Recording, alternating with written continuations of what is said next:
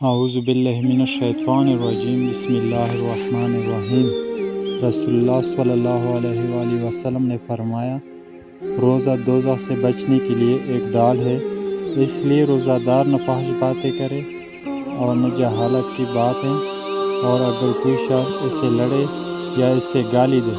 تو اس کا جواب صرف یہ ہونا چاہیے کہ میں روزہ دار ہوں۔ یہ الفاظ 2 مرتبہ کہتے، اس ذات کی قسم جس کے ہاتھ میں میری جان ہے، روزہ دار کے منہ کی بو اللہ کے نزدیک کستوری کی خوشبو سے بھی زیادہ پسندیدہ اور پاکیزہ ہے۔ اللہ تعالیٰ فرماتا ہے، میں اپنا بندہ اپنا کھانا پینا اور اپنی شہوت میرے لیے چھوڑتا ہے، روزہ میرے لیے ہے اور میں ہی اس کا بدلہ دوں گا، اور دوسری نیکیوں کا ثواب بھی اصل نیکی